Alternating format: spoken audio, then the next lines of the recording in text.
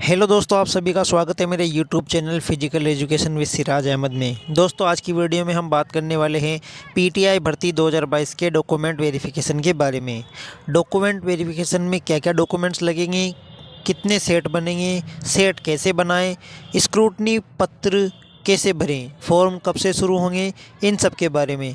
तो वीडियो को शुरू से अंत तक ज़रूर देखना और अगर वीडियो पसंद आए तो वीडियो को लाइक करना और चैनल को सब्सक्राइब जरूर कर देना। चलिए दोस्तों, आज की वीडियो को शुरू करते हैं।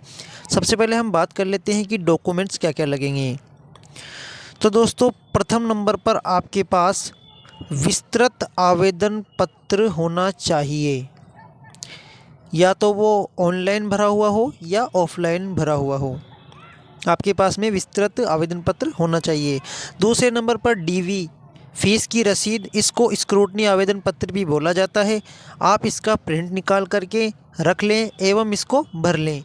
तीसरे नंबर पर मूल आवेदन पत्र मूल निवासी राजस्थान का होना चाहिए। चौथे नंबर पर प्रवेश पत्र, जिससे आपने परीक्षा दी थी, आपके पास प्रवेश पत्र होना चाहिए। पाँचवें नंबर पर 10वीं की अंक तालिका प्रमाण पत्र के साथ में होनी चाहिए। यानी कि आज के दौर में प्रमाण पत्र और अंक तालिका एक जैसी आती है, यानी कि एक ही आती है। अंक तालिका और प्रमाण पत्र एक ही आती है, लेकिन पहले वाले जो छात्र हैं उनको प्रमाण पत्र अलग दिया जाता था और अंक तालिका अलग दी जाती थी।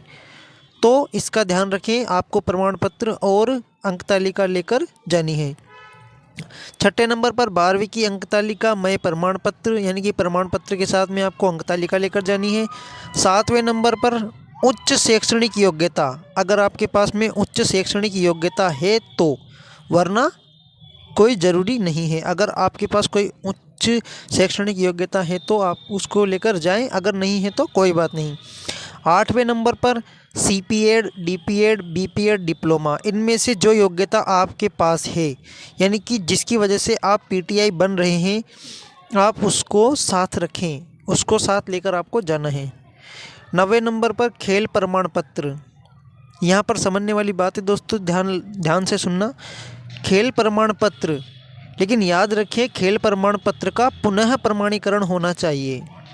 पुनः प्रमाणीकरण कैसे करें, उसके लिए आपको अपनी स्कूल, कॉलेज या जिस जगह से खेल प्रमाण पत्र प्राप्त किया है, यानी कि आप जिस जगह से उस सर्टिफिकेट यानी खेल प्रमाण पत्र के लिए खेले थे, आपको वहां जाना है। वहां के प्रिंसिपल या प्राचार्य लिख देंगे कि ये रेगुलर छात्र छात्रा है और सर्टिफिकेट सही है। आपका खेल प्रमाण पत्र पुनः प्रमाणीकरण हो जाएगा। 10वें नंबर पर है दोस्तों SC, ST, OBC, MBC, EWS general प्रमाण पत्र। ये प्रमुख हैं, इनके आधार पर आपका चयन हुआ है, यानी कि कैटेगरी वाइज ही आपका चयन हुआ है। तो ये आप नया बनवा लीजिए, और अगर आपके पास पुराना है तो आपको पुराना भी लेकर जाना है, यानी कि आपके पास दोनों होने चाहिए ताकि आपको दिक्कतों का सामना ना करना पड़े। 11वें नंबर पर मूल निवास प्रमाण पत्र होना चाहिए।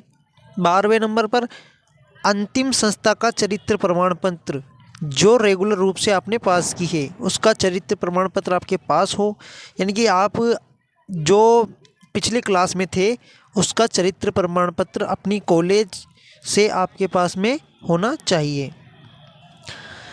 13वें नंबर पर है दोस्तों 2 चरित्र प्रमाण पत्र आपके पास में होने चाहिए, जो राजपत्रित अधिकारी द्वारा साइन किए हुए हों, यानी कि हस्ताक्षरित हों, सरकारी कर्मचारी के द्वारा हस्ताक्षरित हों।